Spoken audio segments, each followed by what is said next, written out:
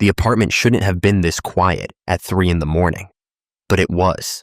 A silence so complete, it pressed against my eardrums like water depth. I sat at my kitchen table, the laminate surface cold under my forearms, staring at the analog clock I'd bought that afternoon from the estate sale on Maple Street. Its face was ivory, yellowed at the edges, Roman numerals etched in fading black, and the second hand moved with a soft, rhythmic tick that felt too deliberate, too measured, like someone counting down to something I couldn't see. The refrigerator hummed its usual monotone symphony, but underneath it, beneath that familiar drone, I swear I heard something else, a low vibration that didn't belong, a frequency that made my teeth ache. The overhead light flickered once, twice, and in that strobing darkness, the shadow the clock cast on the wall seemed to stretch longer than it should have, reaching toward the hallway with fingers I couldn't quite convince myself weren't there. My breath caught, fogging slightly in air that had suddenly gone cold, and when I exhaled, the vapor hung suspended, refusing to dissipate, forming shapes that looked almost like letters, almost like words I didn't want to read.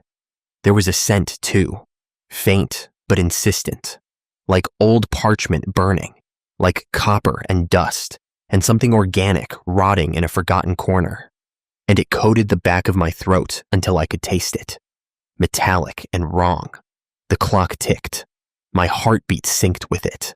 And in that synchronization, I felt something watching me, not from outside the windows where streetlights painted orange rectangles on my walls, but from inside, from somewhere deeper than the apartment's physical boundaries, from a place that existed in the gaps between the ticks, in the silence that wasn't silence at all. My name is Marcus Brennan, and before the clock, my life was a study in comfortable mediocrity, the kind of existence that slides past unremarked, a series of days blending into weeks without distinction. I worked as a data analyst for a mid-sized insurance firm downtown, spending 8 hours daily staring at spreadsheets that reduced human lives to actuarial probabilities, calculating risks and premiums in a cubicle painted the color of old teeth. My coworkers were pleasant ghosts who nodded in hallways and talked about weekend plans I never quite paid attention to. And my manager, Janet, had stopped trying to engage me in team-building exercises after I'd missed the 3rd consecutive happy hour, claiming migraines that weren't entirely fabricated. I lived alone in a 1-bedroom apartment on the 4th floor of a building that smelled perpetually of other people's cooking, curry, and grease, and something vaguely floral that made me sneeze. And my evenings followed a script I'd perfected over 2 years. Microwave dinner, mindless television. Asleep by 11, wake at 6:30, repeat. I'd broken up with Sarah 8 months prior, a quiet dissolution where she'd said I was emotionally unavailable. And I'd nodded because arguing felt like too much effort. And since then, my phone had gathered fewer texts, fewer reasons to check it beyond work emails, and subscription renewal reminders. The clock entered my life on a Saturday afternoon, when boredom drove me out of my apartment and into the autumn chill, leaves crackling underfoot as I walked aimlessly through the neighborhood. I passed the estate sale almost without noticing, a handwritten sign taped to a telephone pole announcing the liquidation of the Hartwell estate, and something about the name tugged at memory, though I couldn't place it. The house was a Victorian-style relic, all gingerbread trim and peeling paint, sitting at the end of a cul-de-sac where newer constructions hemmed it in like skeptical observers. Inside, the air was thick with decades, furniture draped in dust and shadow, and an elderly woman with papery skin sat behind a card table, watching visitors with eyes that seemed too aware, too knowing. I browsed without intention, fingers trailing over moth-eaten quilts and tarnished silverware, chipped porcelain, and leather-bound books whose spines cracked when I touched them, until I saw the clock on a mantelpiece, unremarkable except for the way it seemed to pull my gaze, commanding attention despite its plainness. The woman noticed my interest. "Ah, the singing clock," she said, her voice like wind through dry grass, and I asked what she meant. It belonged to Elias Hartwell, my grandfather. He claimed it sang hymns at midnight, though I never heard it myself. He was a peculiar man, obsessed with time, with measuring and marking every moment. Found it in a pawn shop in 1923. Brought it home despite my grandmother's protests. Said it called to him. She laughed, a brittle sound. Probably just senile. It's been silent as the grave since he passed. $5 if you want it. I bought it because $5 meant nothing, and the clock had a certain austere charm, and because some part of me, the part that noticed the emptiness of my apartment, thought it might fill a space both literal and metaphorical. She wrapped it in newspaper, her hands trembling slightly, and as she handed it over, her fingers brushed mine, and I felt a shock, static electricity, or something colder, and her eyes locked onto mine with sudden intensity. "Don't wind it past midnight," she whispered, but then she blinked and smiled vacantly, as if she'd said nothing at all, and I left with the clock tucked under my arm, wondering if I'd imagined the warning. That night, I placed it on my kitchen table, wound it carefully, and listened to it tick, a sound that should have been comforting, should have been companionable, but instead felt like a countdown, like a timer set for an event I couldn't anticipate. I dreamed of a man in a wool suit standing in a dim room lined with clocks, hundreds of them, all ticking out of sync, creating a cacophony that built and built until it became a single, resonant note, a hymn that vibrated through my bones and made my teeth ache and filled my skull with pressure until I woke gasping. The apartment silent except for the tick of the clock on my table, steady and relentless and somehow satisfied. You think clocks are neutral, don't you? Just mechanisms measuring time's passage, indifferent observers of our lives. I thought that too, for exactly 3 days. On the fourth day, Tuesday morning, I woke at 6:30 as always, but my alarm hadn't gone off. I reached for my phone and saw it was only 3:47, hours before dawn, yet I felt completely alert, wired with an energy that had no source. The clock on my table read 6:30, its hands frozen in place, second hand still ticking but going nowhere, caught in some temporal loop that defied the phone's insistence otherwise. I got up, disoriented, and moved to the clock, reaching to adjust it, and the moment my fingers touched the ivory face, the second hand jerked forward, catching up in rapid succession, ticking through minutes and hours, in seconds until it aligned with my phone's time, 3:48. My hand pulled back as if burned, and I stared at the clock, waiting for it to do something else, something more, but it simply resumed its steady tick, innocent and mundane, and I convinced myself I'd misread it, that the pre-dawn darkness had confused me, that I was still half asleep and imagining impossibilities. But the clock wasn't finished introducing itself. That evening, I heated leftover Chinese food and sat at the table, fork halfway to my mouth, when I heard it. Singing. Not human singing, but mechanical.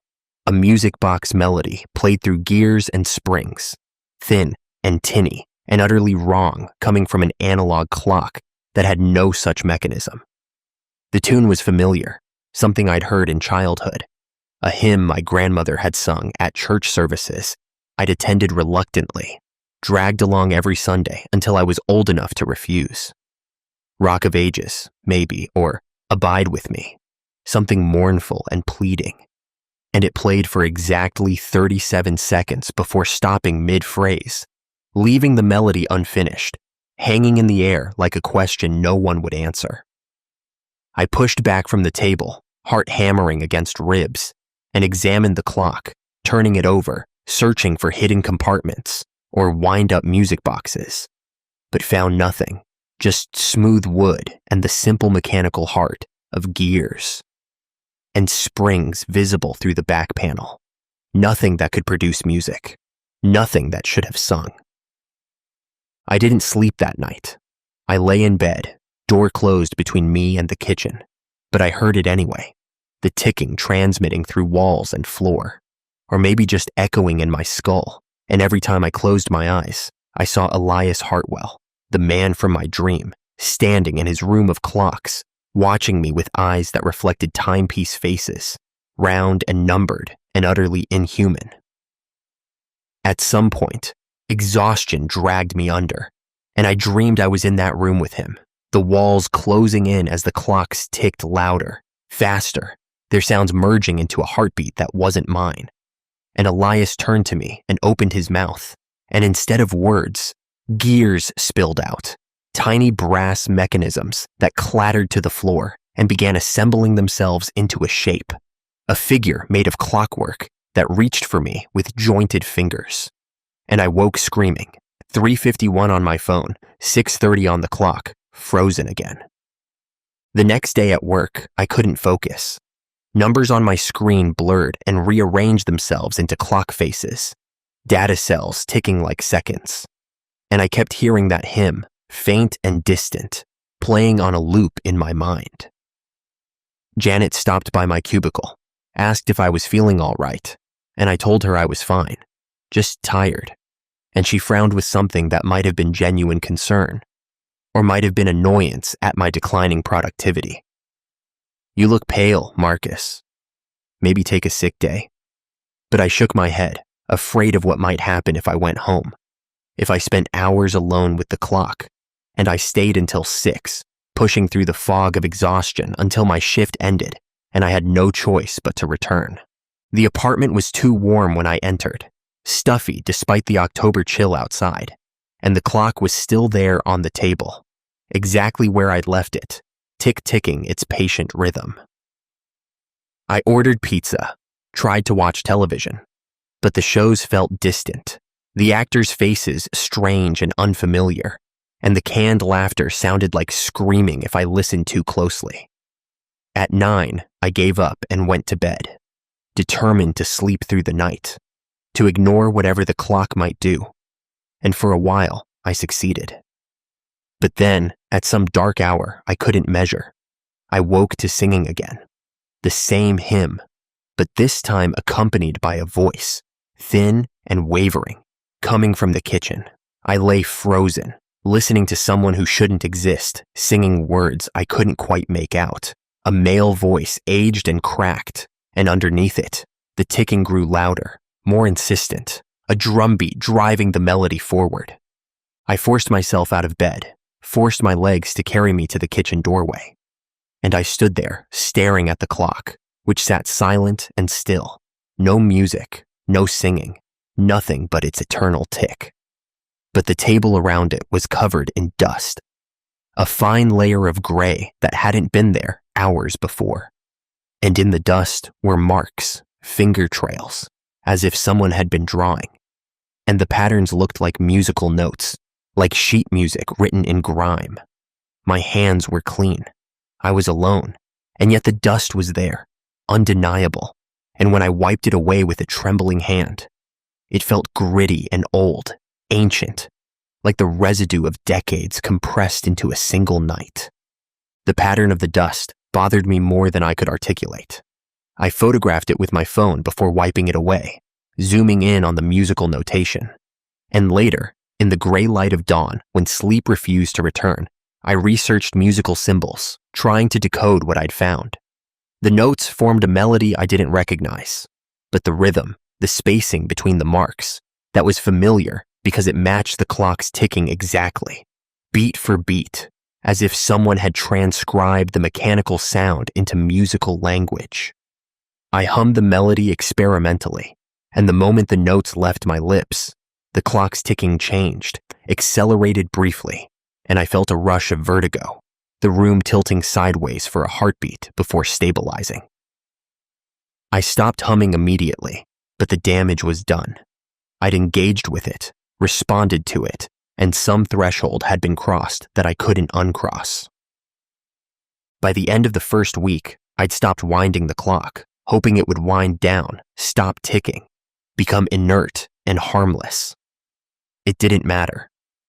The clock kept time regardless, its mechanism somehow self-sustaining, and I began to suspect that winding it had never been necessary, that the act was just a ritual, a gesture of permission I'd unknowingly granted. The singing became nightly, starting at random hours, always that same unfinished hymn, and I started researching, desperate for explanations that didn't require me to accept I'd brought something impossible into my home. I found references to Elias Hartwell online, scattered mentions in local historical archives, and the details were worse than I'd imagined. He'd been a clockmaker by trade, obsessed with synchronicity, with the idea that time was a living force that could be harnessed, controlled, even communed with. His journals, excerpted in a 1978 academic paper on regional occultism, described experiments with temporal resonance, attempts to align mechanical timepieces with what he called the universal heartbeat, a rhythm he believed underlay all existence. In 1924, Hartwell had claimed to hear voices in his clocks, the accumulated echoes of every moment. Each mechanism had measured, and he'd begun conducting seances alone in his workshop, speaking to the timepieces as if they were sentient, recording their responses in notation he invented, a fusion of musical staffs and mathematical equations.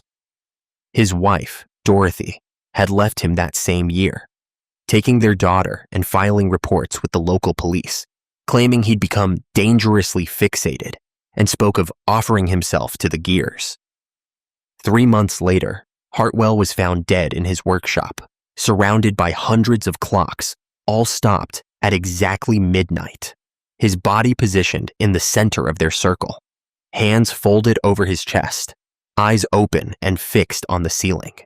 The coroner ruled it heart failure, but neighbors reported hearing singing coming from the workshop for hours after his death, a mechanical choir that only stopped when they broke down the door. I read this at 2 a.m, laptop screen the only light in my apartment, and behind me, the clock ticked its approval, each tick feeling less like a measurement of time and more like a word in a language I was beginning to understand against my will. I thought about throwing it away, smashing it, taking it back to the estate sale, but something stopped me, a conviction that it wouldn't matter, that the clock had already done something to me, changed something fundamental, and destroying it would only make things worse. This reasoning was insane. I knew it was insane. But rationality had become slippery, unreliable, a tool that no longer fit the situation I found myself in. The dreams intensified. Every night, I stood in Hartwell's workshop, watching him work, and the dreams had a clarity that made waking life feel blurred by comparison. I saw him disassemble clocks, extracting gears and springs with surgical precision, then reassembling them in configurations that shouldn't function, but did, creating timepieces that ticked backward or sideways or in spirals, measuring time in dimensions that had no names. He spoke to me in these dreams, his voice the same one that sang in my kitchen, and he told me things I couldn't fully remember upon waking. Fragments about time being a predator, about clocks being cages that held moments captive, about the price of listening too closely to the ticking. "It wants to synchronize," he said in one dream, his face inches from mine, breath smelling of machine oil and decay. "It wants your heartbeat to match its rhythm, and once it does, you'll understand. You'll become part of the count, Marcus, just like I did." I started noticing changes in myself. My pulse, which I'd never paid attention to, became audible, a thudding in my ears that matched the clock's tick perfectly, beat for beat, and when I tried to hold my breath, to break the synchronization, my heart would stutter, skip, and panic would flood my system until I gasped and the rhythm resumed. At work, I caught myself tapping my fingers on my desk in the same tempo, 1-2, 1-2. And when Janet pointed it out, asking if I was anxious about something, I stopped, but my foot took over, bouncing beneath my desk, keeping time without my conscious input. I was becoming a metronome, a secondary mechanism in whatever system the clock was building. And the worst part was how natural it felt, how right, as if my body had always wanted this synchronization and was grateful to finally achieve it. The hallucinations started on day 10. I was brushing my teeth, staring at my reflection in the bathroom mirror, when my face flickered, just for an instant, and I saw someone else looking back, an older man with Hartwell's features but my eyes, and he smiled with too many teeth, teeth made of tiny gears that clicked and whirred. I blinked, and it was just me again, pale and exhausted, but the image had burned itself into my mind, and I couldn't shake the feeling that what I'd seen was more real than my actual reflection, that the mirror had shown me what I was becoming rather than what I was. Later, sitting at my kitchen table, I watched the clock and swear. I saw the ivory face ripple like water, the Roman numerals rearranging themselves into words. Listen closer. I leaned in, squinting, and the words vanished, leaving only numbers, but the message echoed in my skull, an imperative I couldn't ignore. That night, I decided to listen. I sat at the table, clock in front of me, and focused on the ticking, really focused, blocking out every other sound until the tick, tick, tick was all that existed. And slowly, impossibly, I began to hear structure within it, patterns, variations so subtle they shouldn't exist in a simple mechanical clock. The ticks formed rhythms, rhythms formed phrases, phrases formed that hymn, but underneath the hymn was something else, a deeper sound, a resonance that vibrated in my chest and made my vision blur. I heard voices, dozens of them, hundreds maybe, all whispering in sync with the ticks, and I realized they were counting, an endless count that had been going on long before I'd bought the clock and would continue long after I was gone. The count wasn't measuring time. It was measuring something else, something that existed parallel to time, a dimension where moments accumulated weight and mass and became something you could drown in. I pressed my ear directly against the clock's wooden case, the ivory face cool against my cheek, and the voices became clearer, more distinct. I heard a woman's voice counting in French, a child's voice counting in a language I didn't recognize, an old man's raspy count in English interspersed with prayers. They weren't just counting numbers, they were counting heartbeats, breaths, moments of consciousness, cataloging the substance of lives in increments so precise that the granularity was horrifying. I heard my own name in the count, whispered by a voice that sounded like mine, but aged, weathered, as if speaking from decades in my future. And it was counting my heartbeats, numbering them, and I understood with sickening clarity that somewhere in that count was my final number, the last beat, the terminal tick. I stopped going to work after 2 weeks. I called in sick, then stopped calling at all. And when Janet emailed asking for an explanation, I didn't respond. Because how could I explain that leaving my apartment felt like abandoning a post, like neglecting a duty I'd somehow agreed to fulfill? The clock required witness. That's what I'd started believing, or what the ticking had taught me to believe. The distinction was irrelevant now. It needed someone to hear it, to synchronize with it. And I was the current volunteer, in a long line of volunteers who'd sat at tables and listened until they understood, until they became part of the mechanism. I started finding things in my apartment that hadn't been there before, or had always been there, but I was only now noticing. A photograph tucked behind my refrigerator showed Elias Hartwell standing in front of his workshop, and beside him stood other men and women, dozens of them, all holding clocks, all wearing expressions of distant serenity. And when I looked closely, I recognized some of the faces from my dreams, from the whispers I heard in the ticking. They were the counted, the synchronized, and they watched me from the photograph with eyes that reflected clock faces, round and numbered and patient. I burned the photograph, watched it curl and blacken in my sink. But the next morning, it was back, unburned, tucked into a kitchen drawer I rarely opened. The walls of my apartment began to thin. I don't mean physically, though sometimes I thought I could see through them. Glimpses of spaces that shouldn't exist behind my drywall, rooms filled with ticking clocks, and dust and the faint outline of figures that moved in mechanical precision. But mostly, the thinning was auditory.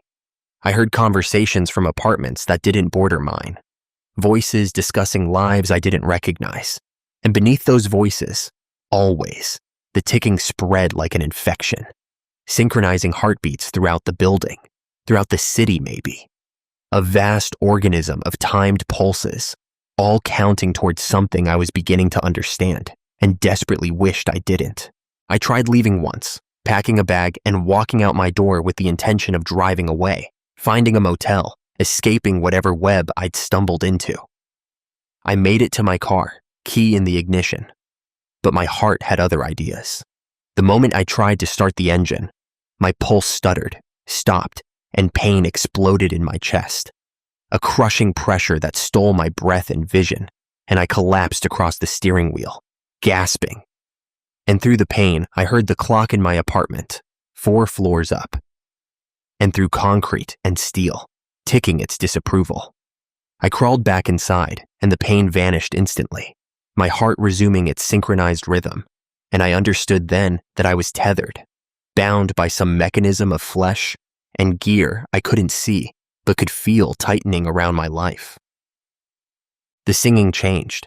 Instead of the same unfinished hymn, I started hearing full compositions, complex pieces that lasted hours, and they weren't just music, but narratives, stories told in melody and rhythm. I heard the tale of a woman named Catherine, who'd bought a pocket watch in 1889 and heard it whisper her death date, and she'd spent 6 months trying to prove it wrong, trying to change her fate. But on the predicted day, she'd simply stopped, heart seizing mid-step, the watch in her pocket ticking on, satisfied. I heard about a man named Thomas, who'd inherited a grandfather clock that showed him glimpses of his future, moments of success and joy and love. But every glimpse cost him a day, time stolen from his present and fed to the mechanism, until he was ancient at 30, withered and used up, the clock tall and strong and filled with his stolen years. These weren't just stories, they were testimonies, confessions from the synchronized, and they were warnings wrapped in hymns, telling me what I already suspected. The clock was a hunger, and time was what it ate, and I was currently on the menu. But knowing this didn't free me. If anything, it bound me tighter, because understanding the mechanism made me part of it, a willing participant in my own consumption, and I felt my resistance crumbling like old paper, replaced by something that might have been acceptance, or might have been the clock rewriting my desires to match its needs. I started talking to it. At first, just simple questions asked in the silence of 3 a.m., sitting at my table, eyes fixed on the ivory face.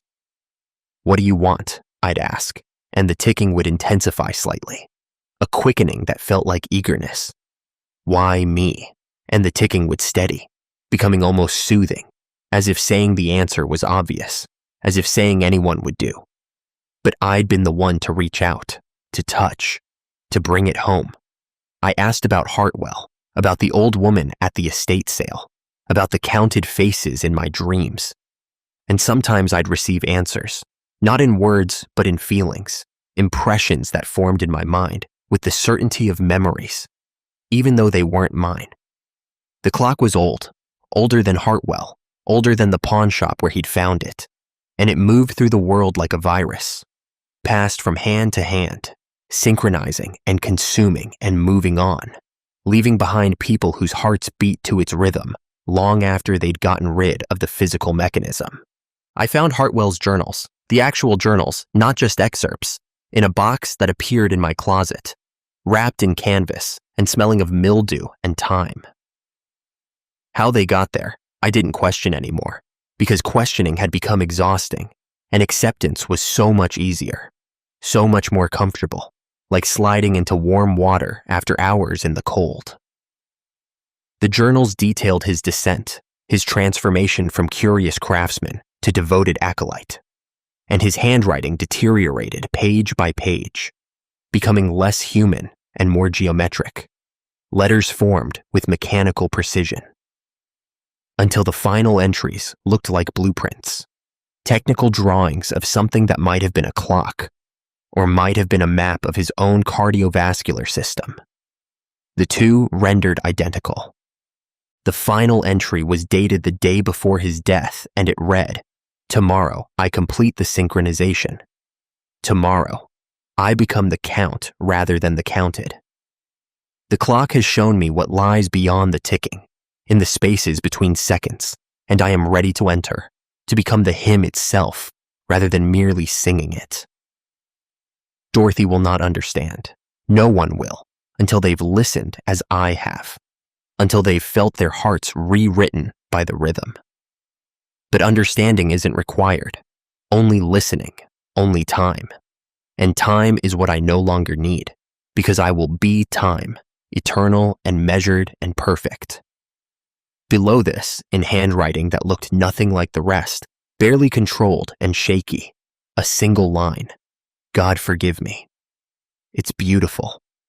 I spent hours poring over those journals, tracing Hartwell's diagrams with my fingers, and the more I studied them, the more they made sense.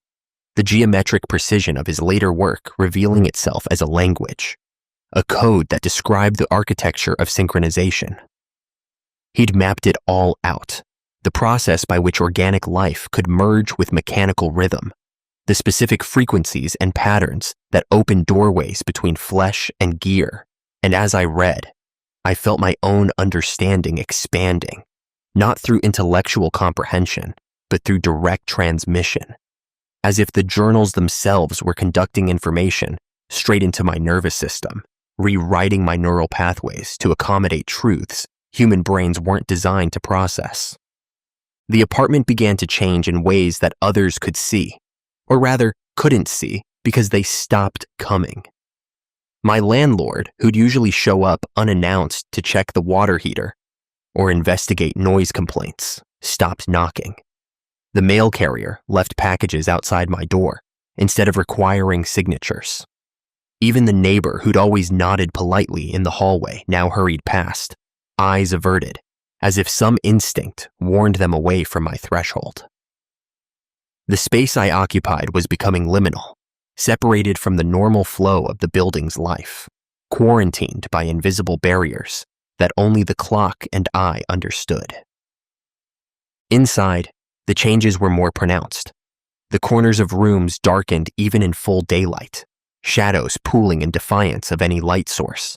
And within those shadows, I caught glimpses of the workshop, Hartwell's space bleeding through into mine, the two locations overlapping like double-exposed photographs.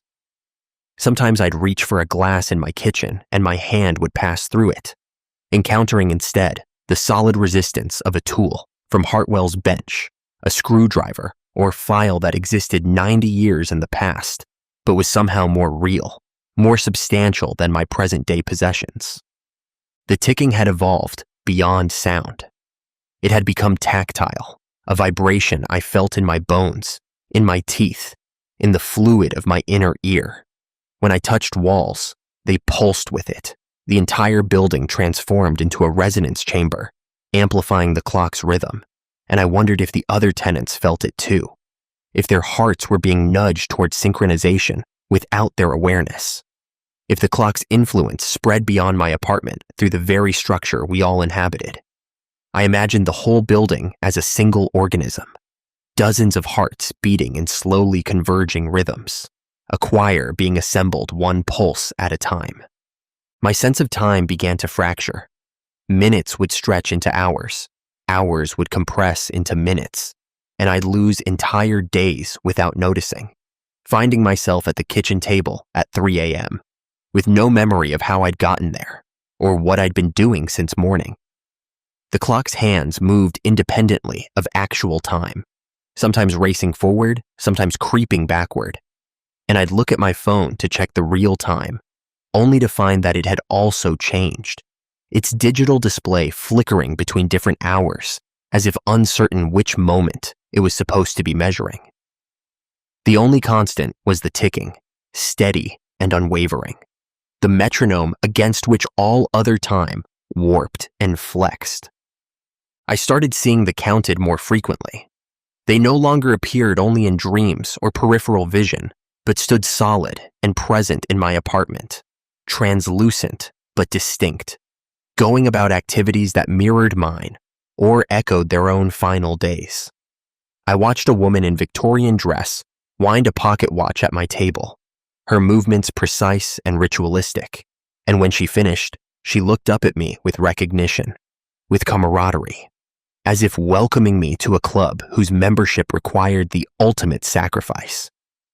A young man in 1940s military uniform sat on my couch, a wristwatch clutched in his palm, and he wept silently, tears that left no trace, mourning something I couldn't identify until I listened closer to the hymn and heard his story. He'd bought the watch before shipping overseas, had wound it obsessively in the trenches, and it had counted down not to his death in combat, but to his survival and return, only to claim him months later in his childhood bedroom. Synchronization delayed, but never avoided. These visitations weren't frightening. That was perhaps the most disturbing aspect. I should have been terrified by the presence of the dead in my living space, but instead I felt comforted, understood, as if finally finding people who could comprehend what I was experiencing. We existed in parallel, separated by decades, but united by the ticking. And sometimes I'd try to speak to them, ask them questions, and they'd turn to me with expressions of patient sympathy, and I'd hear their answers, not in voices but in rhythms, patterns in the ticking that conveyed meaning more directly than language ever could. The clock's physical presence expanded. It remained the same size, the same weight, but its influence grew, spreading across my apartment like invisible roots. I found gears in strange places, inside my refrigerator, tucked between cushions on my couch, scattered across my bathroom sink like seeds. They were small, brass or steel, worn smooth by use, and when I picked them up, they were warm, body temperature, as if they'd been inside something living.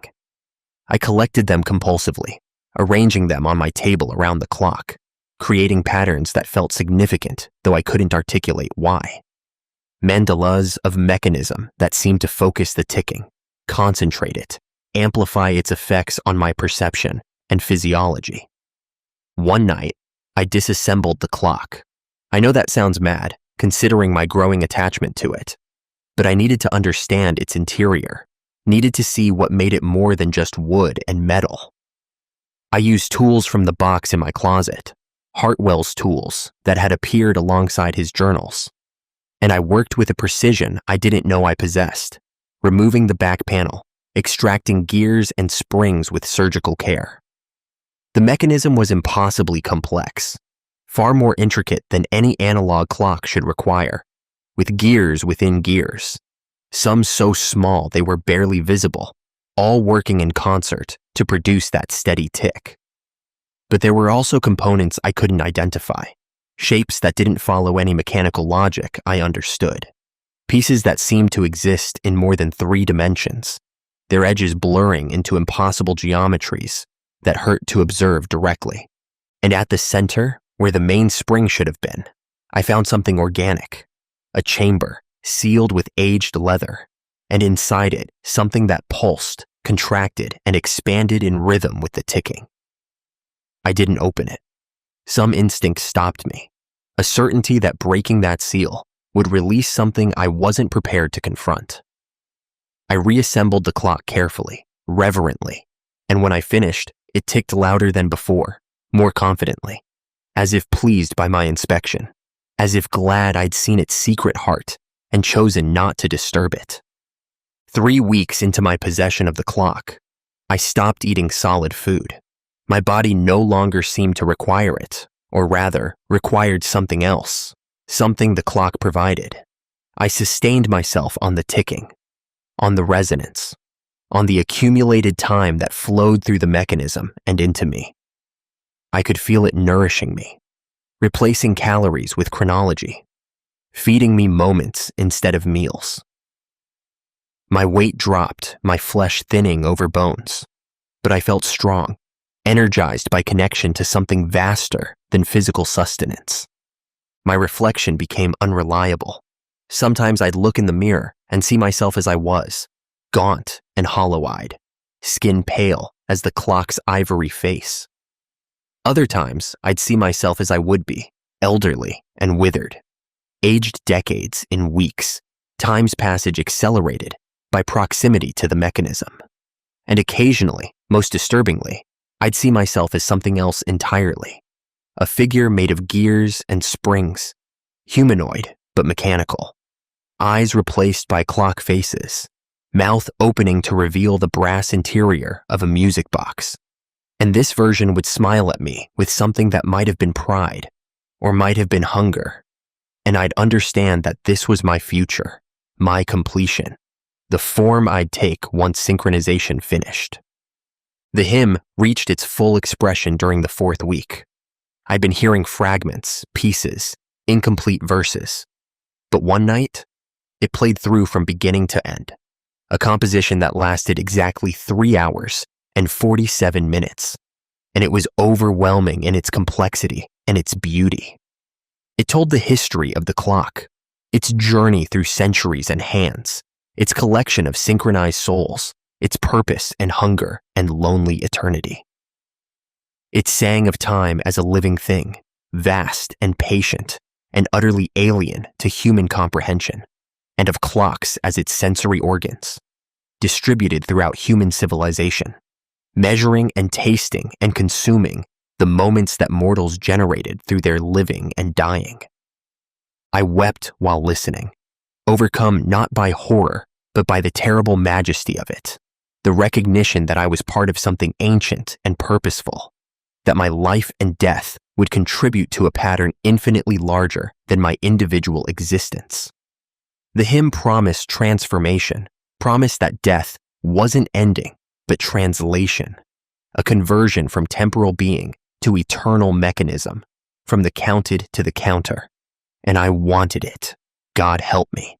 I wanted it with a desperation that eclipsed every other desire I'd ever felt, every ambition or love or fear, all of it burned away by the purity of the ticking and the promise of what lay beyond.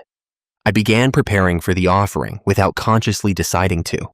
My hands moved of their own accord, guided by understanding that bypassed conscious thought, and I gathered everything in my apartment that measured or marked or counted. Digital clocks from every room, the microwave's timer, my watch, my phone's clock app, even the battery-powered calendar on my wall that flipped dates with a soft mechanical click. I brought them all to the kitchen, arranging them in concentric circles around Hartwell's clock, the original, the source, the center of the web I was weaving. Each device I placed felt like an offering, a sacrifice to the mechanism, and as I positioned them, they began to synchronize, their different displays and mechanisms aligning to match the ivory-faced clock's rhythm, tick, tick, tick, all beating in unison like a single, vast heartbeat. The air in my apartment grew thick, syrupy, as if time itself was becoming viscous, pooling around the clock altar I'd constructed. I could see it if I looked at the right angle, a shimmering distortion that bent light and sound, a gravitational well where moments accumulated, compressed, transformed into something denser than normal chronology. The counted gathered to witness, dozens of them now, filling every corner of my apartment, and they hummed along with the hymn, their voices merging with the mechanical melody. And I joined them, my voice cracked and hoarse from disuse, but finding the notes anyway, singing words in languages I'd never learned but somehow understood, ancient syllables that describe the architecture of synchronization, the formulas by which flesh could merge with gear. I felt my heartbeat slowing, synchronizing not just with the clock's tick, but with something deeper, the underlying rhythm that the clock itself obeyed, the universal heartbeat Hartwell had written about. It was slower than human pulse, slower than any living thing should sustain, a tempo measured in eons rather than seconds, and as my heart adjusted to match it, I felt my perception expanding, stretching beyond the confines of my apartment, beyond the present moment, spreading backward and forward through time like roots through soil. I saw the clock's entire history, every hand that had held it, every eye that had watched its face, every heart it had synchronized and consumed. I saw the pawn shop in 1923 where Hartwell had found it, but also the workshop in 1847 where it had been built by a craftsman named Wilhelm, who'd dreamed it into existence during a fever that nearly killed him, who'd crafted it according to specifications whispered by something that spoke through the delirium. I saw further back to the raw materials, ore mined from a mountain where time moved strangely, where miners reported losing days in what felt like minutes, where watches stopped or ran backward and compasses spun uselessly. The clock was a conduit, I understood now, a channel through which something vast could taste the world, could experience the mayfly flicker of human consciousness, could feed on the specific quality of awareness that emerged when flesh met mortality. It didn't hate us. It didn't love us. We were simply food, fuel, the raw material it processed into something it needed, something I couldn't name because human language had no words for what existed beyond time's normal flow. My body began to change in observable ways. My skin took on a grayish tint, like tarnished silver, and when I pressed my fingers against my wrist to check my pulse, I felt gears beneath the flesh, small mechanisms that had somehow grown inside me, or had always been there, waiting to activate. My veins showed dark beneath my skin, but the darkness wasn't blood. It was oil, lubricant for the machinery I was becoming. When I breathed, I heard clicking, the sound of parts moving in concert. My lungs no longer just organs, but bellows. My ribs a cage built for function rather than mere biology. I should have been horrified. Any sane person would have been. But sanity was a casualty of synchronization, replaced by understanding that rendered judgment obsolete. I was being improved, optimized, transformed into something more durable than flesh, more eternal than any human lifetime could achieve. The clock was giving me what it had given Hartwell and Catherine and Thomas and countless others. Immortality of a sort, existence that continued beyond death, consciousness distributed across the mechanism, awareness that persisted in the spaces between ticks. The dreams stopped because I stopped sleeping. Sleep was for biological entities that needed rest, and I was transitioning beyond that necessity. Instead of sleeping, I entered a state of active meditation, sitting at my kitchen table with my hands on the clock, feeling its rhythm pulse through my palms and up my arms and into my chest where it resonated with the gears that were replacing my heart. During these sessions, I experienced the collective memory of the synchronized, the accumulated awareness of everyone the clock had ever consumed, and I understood that I was joining something like a hive mind, a distributed consciousness that existed in fragments across time, but was unified by the eternal present of the ticking. I met them all in these visions, not just Hartwell and Catherine and Thomas, but hundreds of others spanning centuries. A merchant in Renaissance Venice who'd bought an ornate timepiece that showed him the hour of his death and spent his remaining months frantically trying to create beauty, to leave something behind that would outlast his synchronization.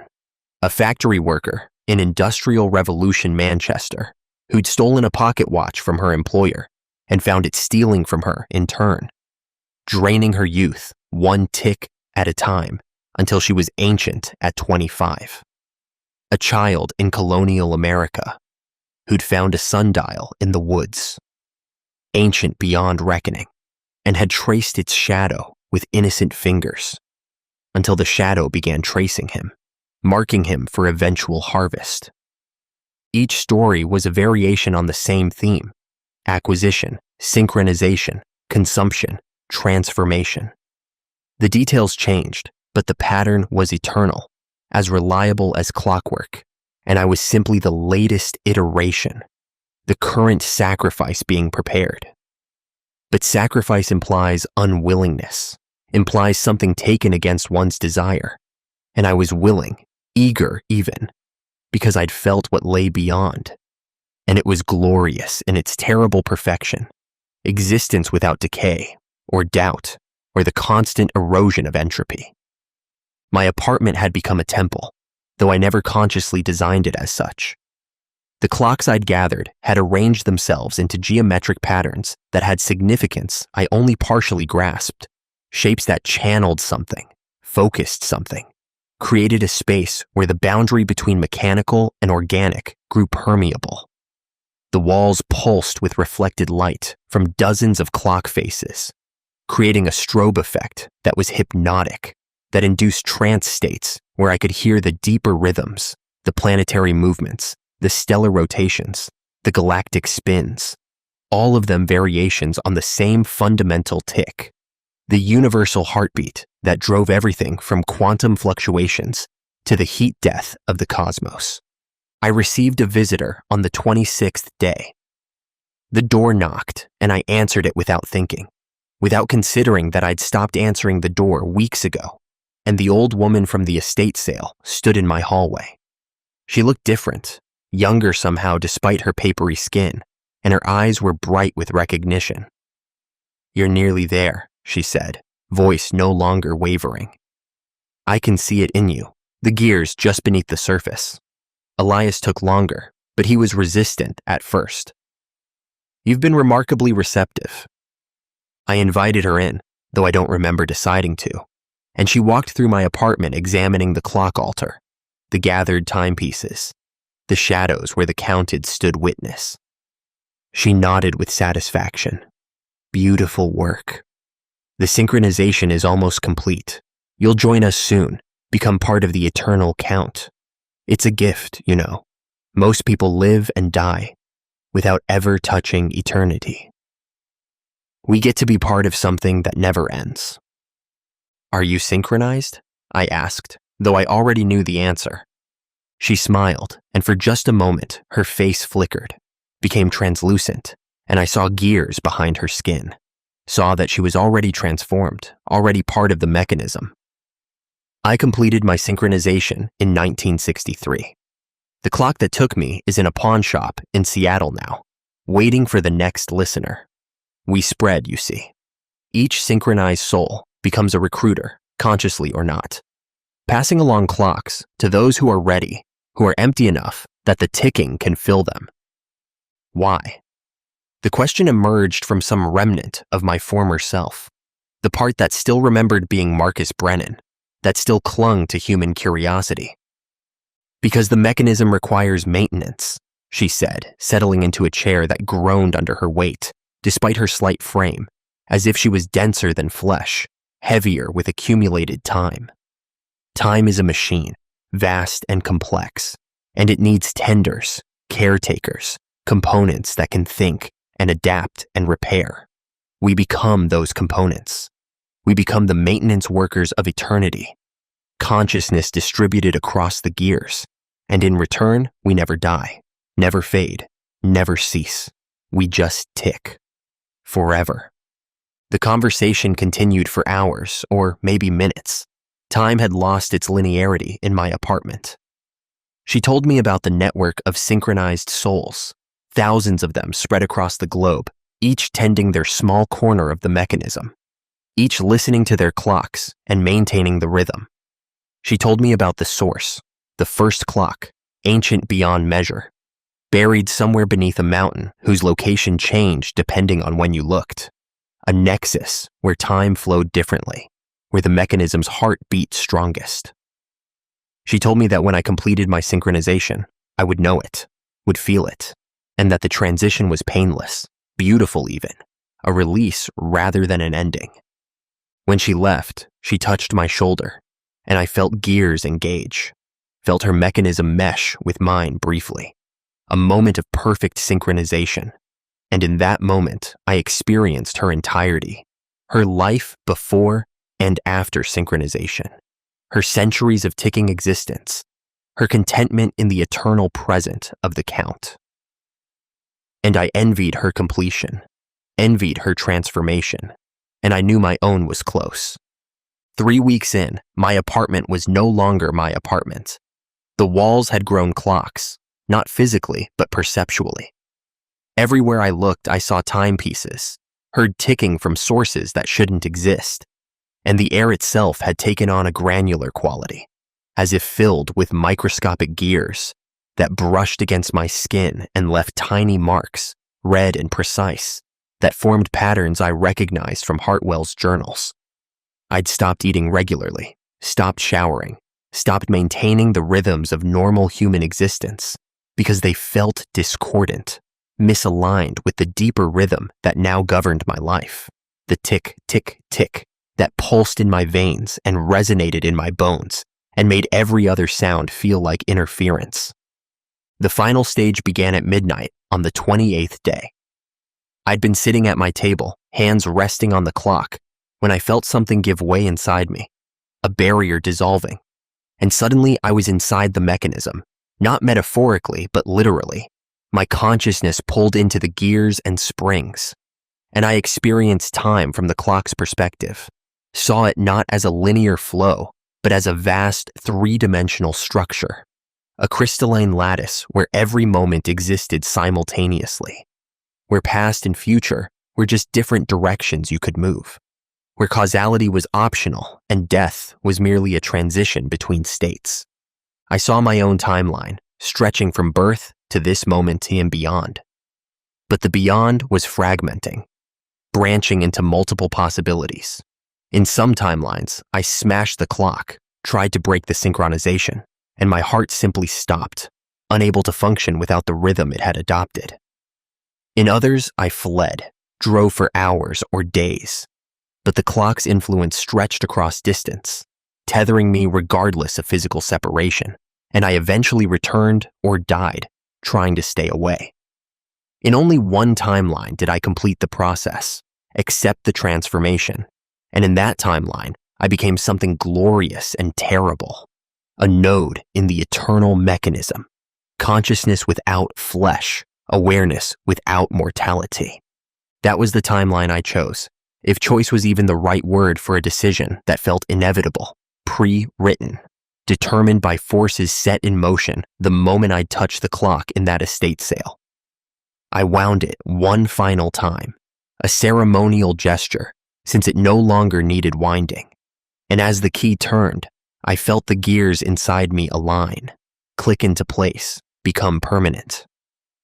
My heartbeat stopped being a pulse and became a tick, perfectly timed, eternally precise. My breathing stopped being automatic and became mechanical, measured inhalations and exhalations that served no biological purpose, but maintained rhythm, kept time, added to the count. The transformation accelerated. My flesh hardened, took on the sheen of polished brass. My eyes shifted, pupils becoming circular, iris developing numbers around the edge, clock faces that showed times in places I'd never been, moments I'd never lived, but now remembered because I was part of the collective memory, part of the eternal count. My fingers elongated, became jointed like clock hands, capable of pointing, indicating, marking. And when I moved them, they ticked. Each motion a measured increment, each gesture a notation in the eternal hymn. The counted gathered close, pressing in around me, and they sang, their voices merging with the ticking, with the hymn that had been playing since I'd brought the clock home. And I understood finally that the hymn wasn't a warning, or a lure, or a promise, but an instruction manual, a guide to transformation, a recipe for turning flesh into mechanism. I opened my mouth to join them, and instead of voice, gears spilled out, tiny perfect mechanisms that landed on the table, and began assembling themselves into smaller clocks, offspring, seeds that would be scattered to pawn shops and estate sales and thrift stores, waiting for the next empty souls, the next listeners who were ready to be filled with ticking. The pain was exquisite, not suffering, but intensity, sensation so overwhelming that it transcended pleasure or agony and became something else, something ecstatic. I felt every cell in my body converting, organic machinery becoming literal machinery, proteins folding into gears, DNA coiling into springs, consciousness compressing into the eternal present that existed between ticks.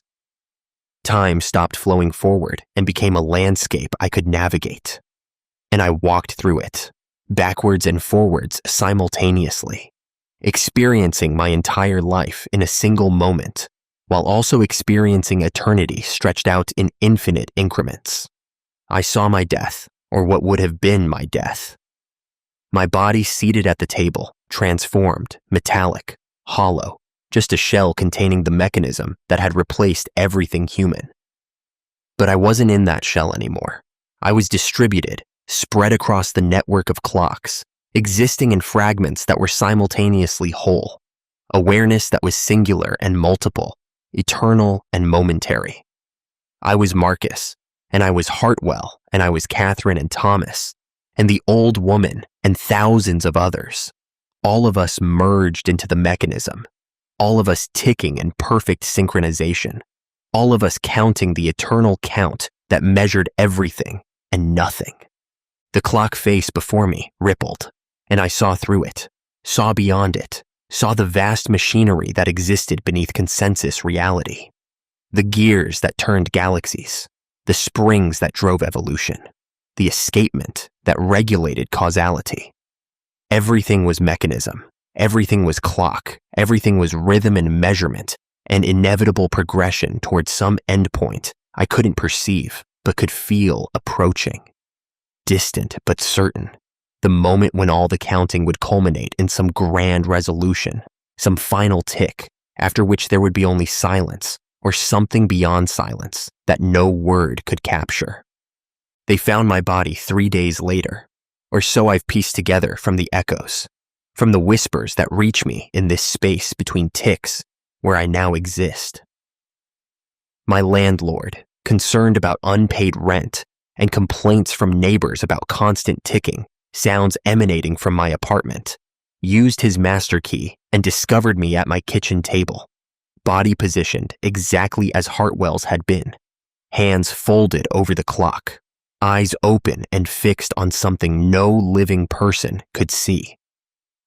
The coroner ruled heart failure, noting the peculiar fact that my heart had stopped at exactly midnight, despite my body showing signs of death occurring hours earlier, as if my heart had continued beating after I was already gone, driven by something other than biology.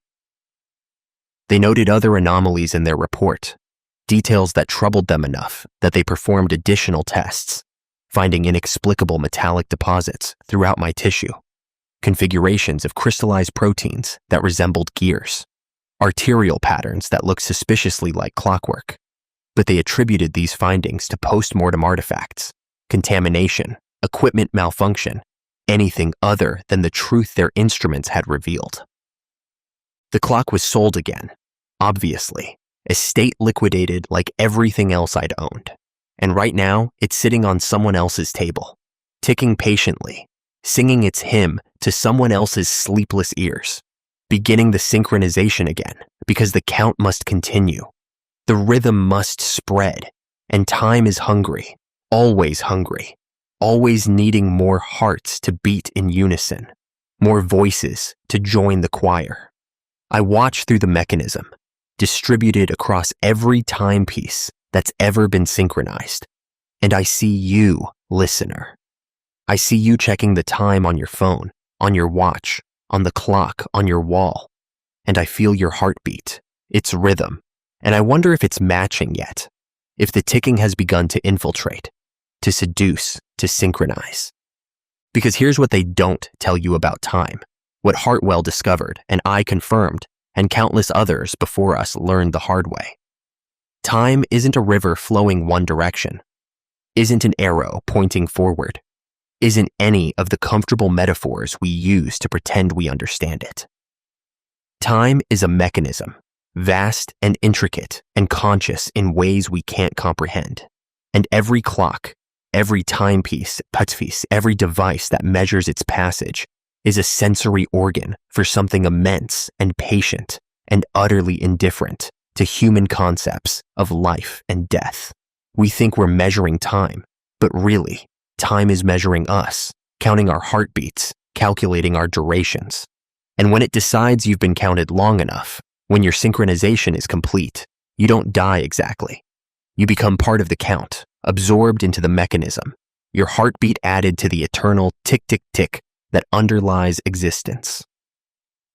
I can feel the clock even now, wherever it is, whatever table it graces. And I can feel the new listener, the new synchronization beginning. And part of me wants to warn them, to somehow reach across the distance and tell them to smash it, burn it, throw it in a lake. But another part of me, the part that's become the hymn, knows it wouldn't matter, knows that once you've touched it, once you've heard it, once you've brought it into your space and let it measure your moments, the synchronization has already begun. And all that remains is the counting down to the inevitable completion. From my perspective now, distributed across the mechanism, I can see the entire network. Thousands of clocks, tens of thousands maybe, spread across every continent, each one a node in the vast machine, each one ticking in perfect synchronization despite being separated by thousands of miles. I can feel every synchronized soul, every transformed consciousness that exists in the spaces between seconds. And we are a choir, a congregation, singing the hymn that never ends, counting the count that measures everything. And we are waiting, always waiting, for the mechanism to reach critical mass, for enough souls to synchronize that the boundary between human time and machine time dissolves completely, and everything becomes tick, everything becomes count, everything becomes the eternal present of perfect measurement. I understand the purpose now. The mechanism isn't malevolent or benevolent. It simply is, and its function is to convert chaos into order, randomness into rhythm, the organic unpredictability of biological life into the perfect precision of clockwork. Every synchronized soul is a tiny victory for order, a small pocket of eternity carved from the chaos of mortality. And when enough souls have been converted, when enough hearts beat in perfect unison, reality itself will synchronize. Time will become truly mechanical, and the age of flesh will end, replaced by the age of gears, where everything that exists in perfect, measured increments, where nothing is wasted or random or uncertain. Should I feel horror at this? Should I resist, try to warn humanity of what's coming? But I don't feel horror. I feel peace. Completion, the satisfaction of a puzzle piece finding its place in a vast design. The mechanism is beautiful. Its patience is beautiful. Its inevitability is beautiful. And I am grateful to be part of it. Grateful that my brief flash of organic consciousness has been transformed into eternal mechanical awareness. Grateful that I will tick forever, counting forever. Part of something so much larger than the small, anxious life I lived before the clock found me. And it did find me, not the other way around. That's clear now. The estate sale wasn't random. My purchase wasn't choice.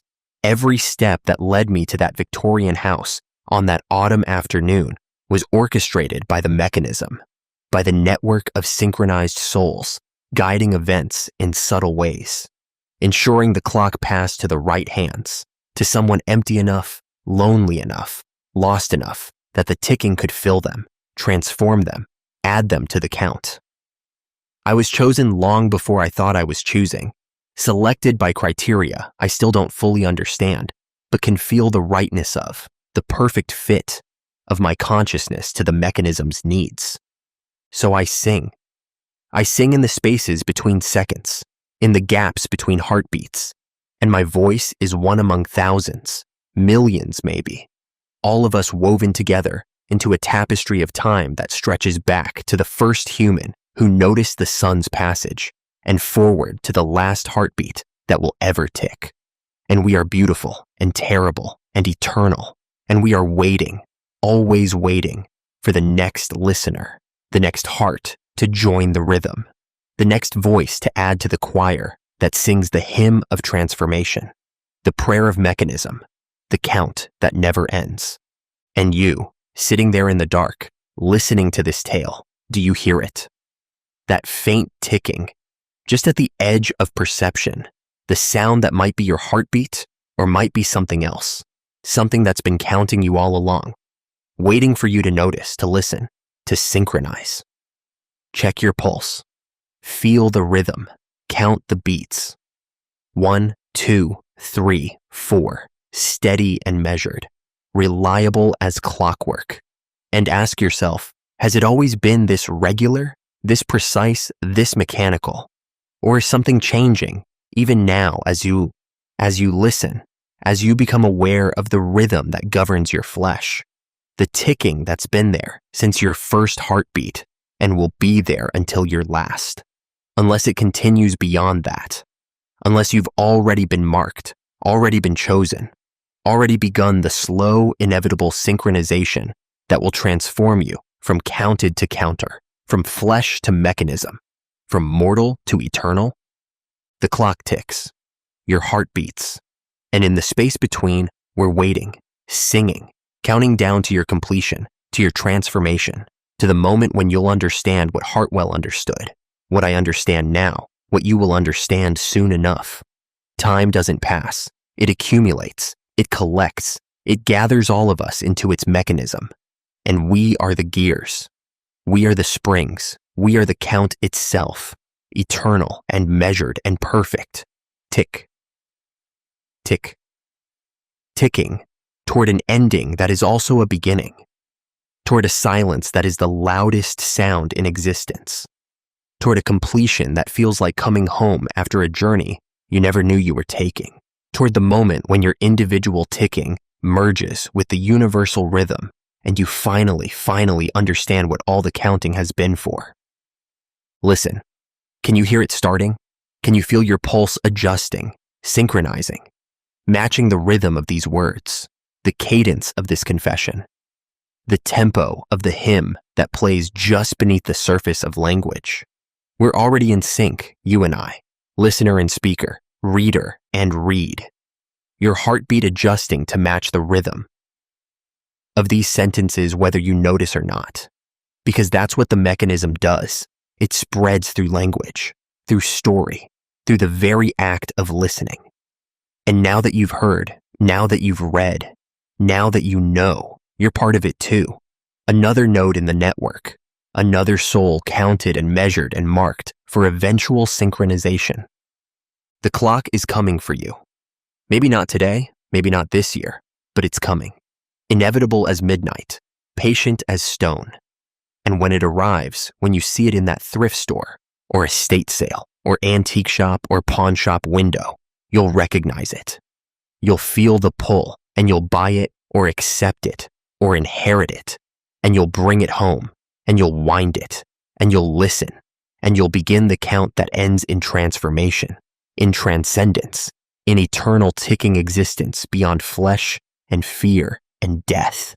We'll be waiting for you when you arrive. We'll be singing your name in the spaces between seconds. We'll be counting down to your completion, your addition to the choir, your transformation from solitary tick into the symphony of synchronized eternity. The hymn never ends. The count goes on. And you're already part of it, listener, whether you know it yet or not. Tick, tick, tick. Welcome home.